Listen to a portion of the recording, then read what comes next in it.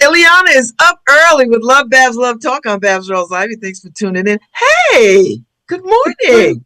Good morning.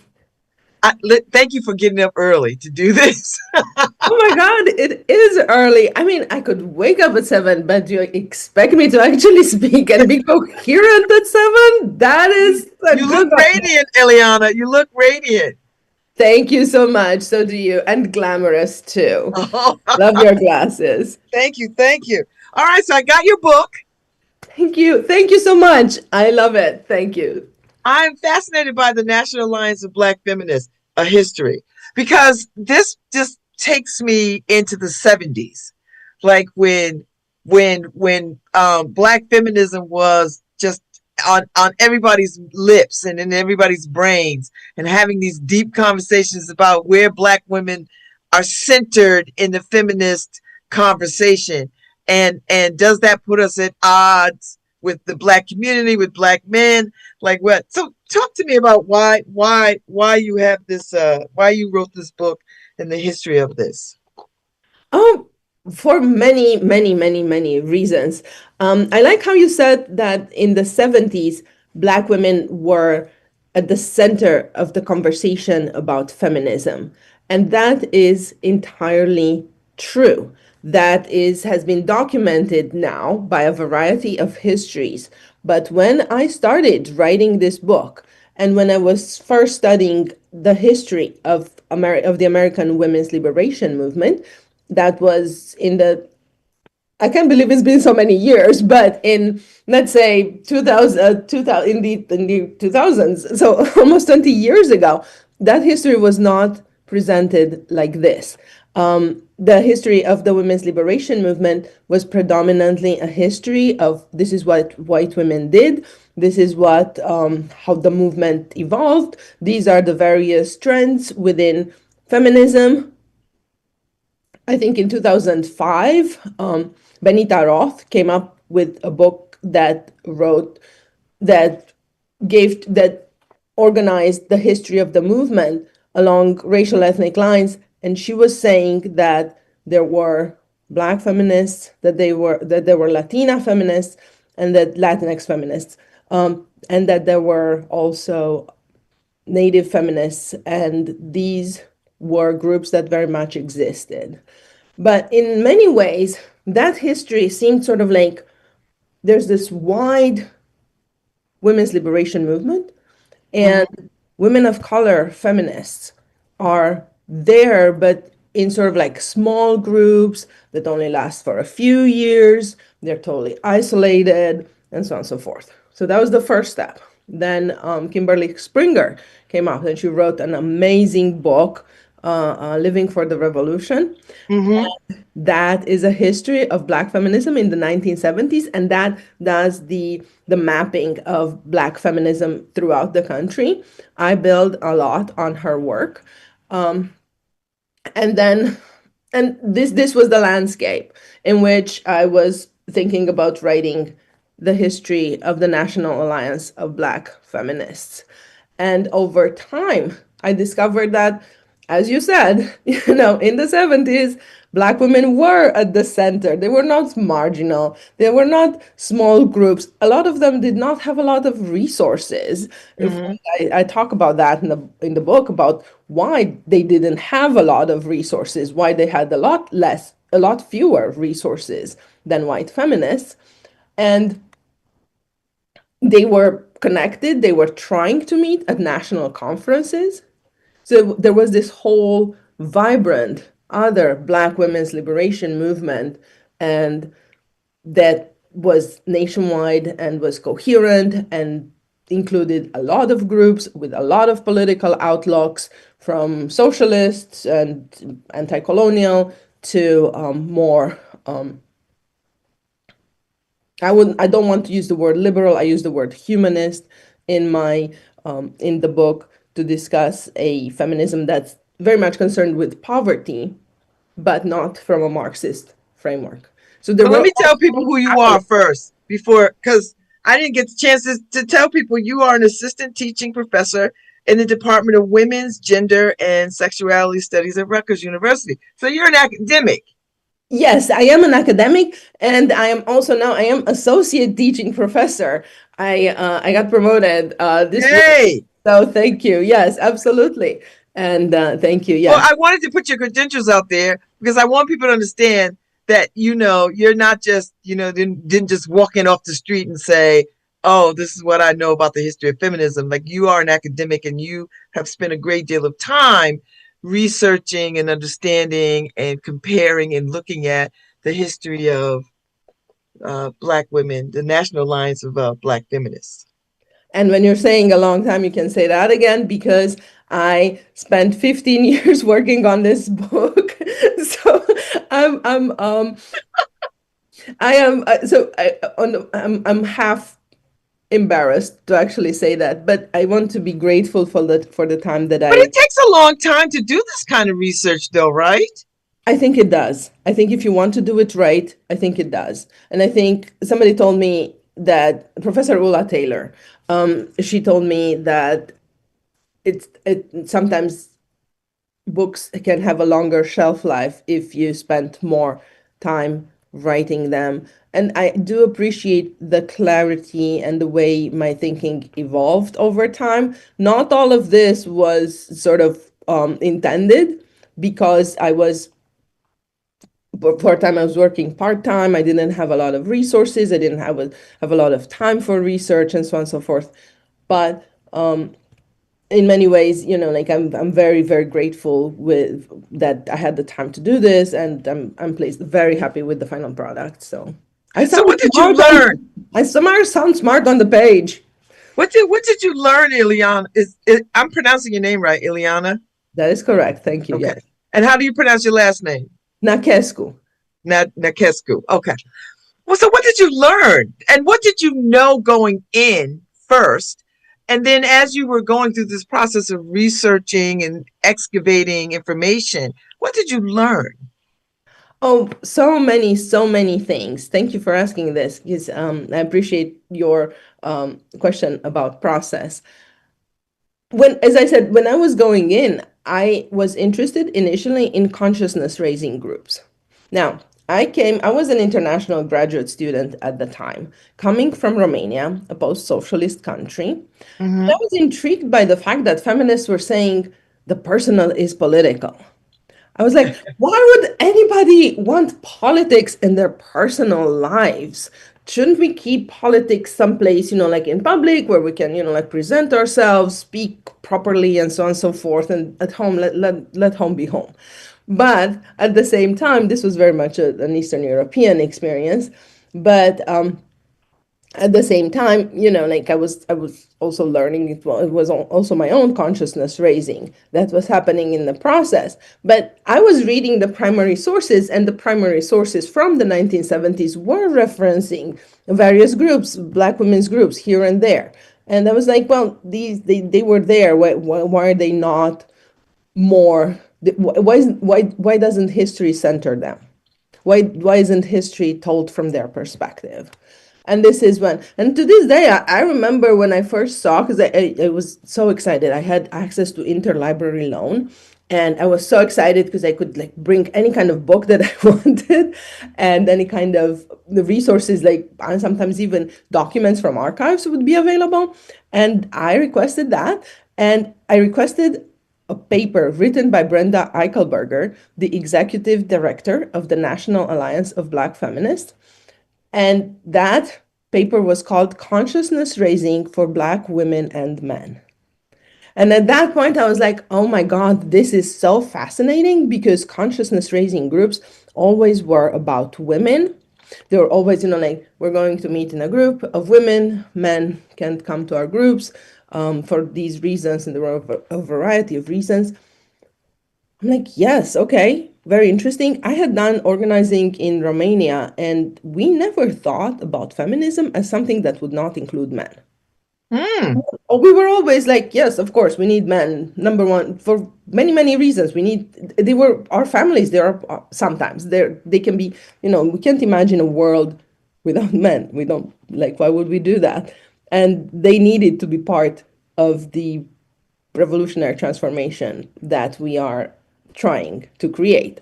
And just as a quick aside, right now there's a feminist movement that's happening in Romania with, I don't know, 30,000 people going to marches against violence against women, and one fourth of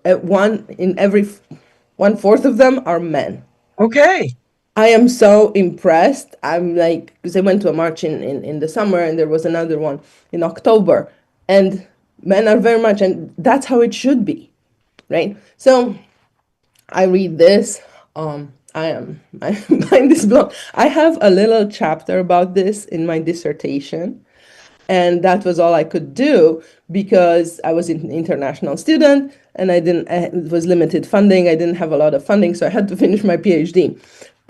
So I did finish my PhD, and then received a fellowship at Rice University.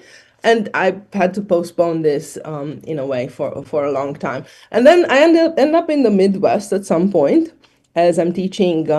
I was teaching at Grand Valley State University, which was a school in Grand Rapids, Michigan. And the first thing I'm like, okay, here's Chicago, not that far. I can go to the archives. And then I start doing this really, really seriously. I discovered an archive that's 25 books, 25 boxes, I'm so sorry, 25 boxes, large boxes of documents. And my mind is blown. I'm like, how much did these women do? And how big was their organization? It was not big. It was, in many ways, this was the efforts of a handful of people, led by Brenda Eichelberger, who was the engine of this tremendous energy. I got to meet her. She passed in 2017. I met her in person, and I feel tremendously privileged for having had that opportunity. How much people loved her, how much people admired her, how sort of developed her feminist thinking was, right? How ramified and complex. She had a black feminist position and understanding of pretty much everything, and how much she wrote. She wrote a lot of articles. They never managed to produce a book, Hmm. although they wanted to. And yeah, so at that point, I started reading and going back to the archives and trying to draft the chapters of a book. And it took me a long time also because I didn't know how to write a book. And I had to learn to do that too. So, Ileana, how does a white Romanian woman come to Black feminism the way that you have? Because you seem very excited about this. Like you seem very genuinely interested, and an admirer of this work. Well, I mean, how not? Why wouldn't somebody? I don't.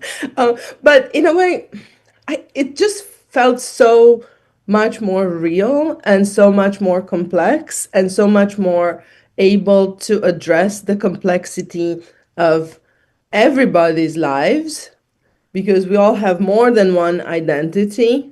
It is very unfortunate. White feminists toward the end of the 1970s were talking about gender. They were colorblind. They were promoting colorblind feminism. They were like, gender is the main axis of oppression, and everything comes from that. And I was just, no, and I was somehow also clarifying my own political outlook and I would never, ever not imagine a form of feminism that does not come deeply from the cultures in which women live, from the lived experiences, from their feelings, from their communities, from their connections. And it's a feminism not against, it's a feminism with everybody. Brenda Eichelberger said, pro-black women, but anti-no one, right? So yes, put women in the all variety of their cultures, in all variety of their experiences, which are not always good, which are not always white centered, which are not always, maybe not always immediately about gender, although gender does play a role in them, right? And create a form of feminism that's more comprehensive. So So that have you had conversations with Black feminists? And is the alliance still, the National Alliance still up and running, or is it in the archives? both. Okay. Um,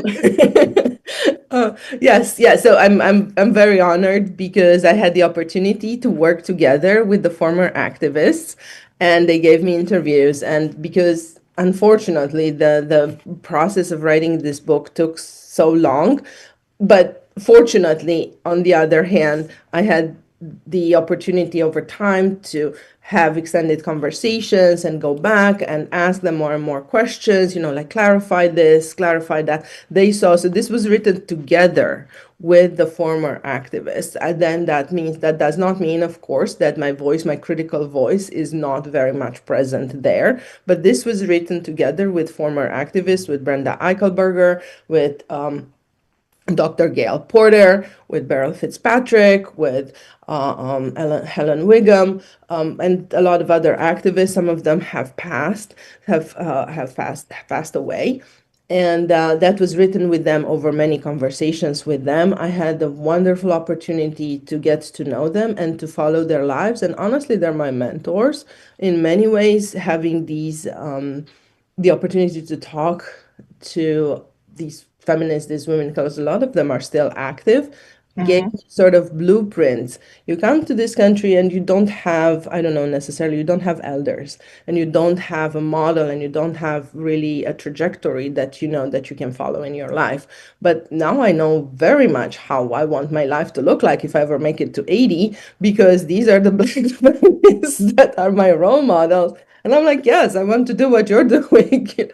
So, yeah. So back to the National Alliance of Black Feminists, I, I, they and the organization ended in 1983. That's the point where I say that it was kind of on the decline. They were confronted with a variety of problems. The country was turning towards conservatism. The rents in the Chicago downtown were going up because that's where they had the Black Women's Center. Isn't that amazing that they had a Black Women's Center right up there in a skyscraper in a huge building in downtown Chicago that was also rapidly gentrifying, but where Black women could go, just walk in the door and go and have a space that was welcoming to them, where they could hang out, they could talk politics, where they could relax. They had the job board. They had a lot of like things that were happening there. It was also a very deeply cultural space. This is also what I appreciate about Black feminism, because they were always interested in culture. They were like,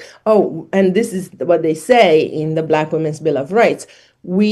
The right to cultural representation. We're going to be producers of culture. We're going to be consumers of culture. They had all sorts of projects in which they wanted to feature Black women, Black feminist artists, and Black feminist poetry. They had a lot. They had a lot of events centered on that. So I really loved that part too. So where was I? No, you're great. So we got about five minutes left. Oh no. I Okay. know Thank you. we up Thank you. early, I but appreciate it. I want to ask you, where is Black feminism in your opinion? Where is it today? Like, what do you see threads of it still? Do you, are there pockets of Black feminists talking about the things that were talked about in the 70s? I think so, very much so. I think Black feminism is still at the forefront of Black feminist organizing in academia, women of color feminism, more generally. Black women are very much at the forefront of everything that is happening. One of my department colleagues, Dr. Brittany Cooper, she's very, very well known. In general, I love looking at and seeing what Black feminists constantly do. They are in many ways very active, very visible, and fortunately this time they have a little bit more power, and they kind of tend to set the tone of many conversations that are happening, and that is a very, very good thing. And in many ways, I constantly follow them. I try to stay abreast. Of course, many issues that were not discussed in the 1970s, such as the coloniality of gender, are not how binary gender is imposed on colonized populations. That is not. These were not things that were necessarily discussed in the 1970s, although some fragments of that were happening. But yes, there are so many things. Black women health activism. I'm going to talk about that. I want to mention Dr. Gail Porter, and Mm-hmm. who wrote Primetime. She wrote, you know how nowadays we're talking about menopause and middle-aged women all of a sudden, and people have discovered it, and of course, and they're talking about white women. Dr. Gail Porter was writing about Black women's midlife in prime time in, I think, 2004. Mm-hmm. So I warmly recommend that book. Her work is fantastic. Her work is phenomenal. Ms. Beryl Fitzpatrick, who is still working as the CFO of Community Health Net in Gary, Indiana, she is now very active in the environmental struggle against against racism, because she, due to the pollution created by U.S. steel, which is not incidentally one of the economic engines of Gary, Indiana, but at the same time, its largest polluter, right? Because of that, she's active in environmental activism against U.S. steel. So I think, these fantastic, wonderful people are still part of the conversation, but fortunately, we also have, younger generations who are pushing Black feminism forward and leading women of color feminism and leading us all, and that's a very, very good thing. Well, here's your book, The National Alliance of Black Feminists, A History by Ileana Nachescu. Did I say that right?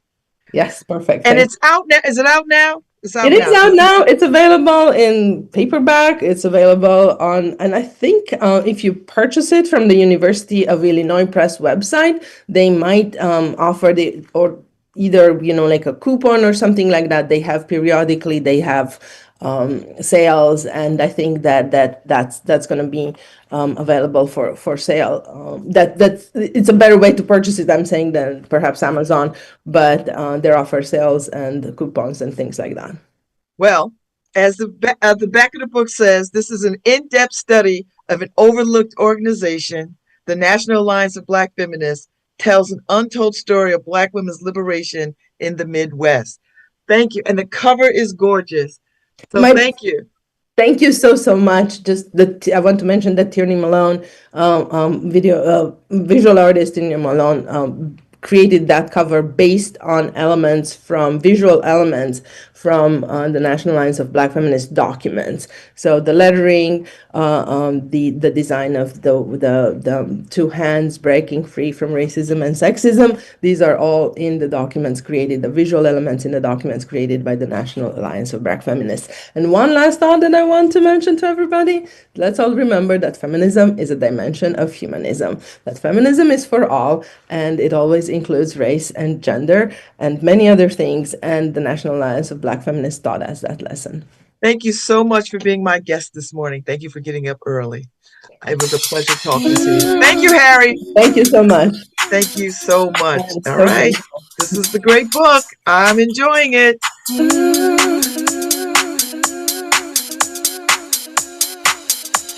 Feel free to log out because we got to log out. Thank you very much. Thank you so much. I really appreciate it. Oh, no, I appreciate you. All right. Thank you, Harry.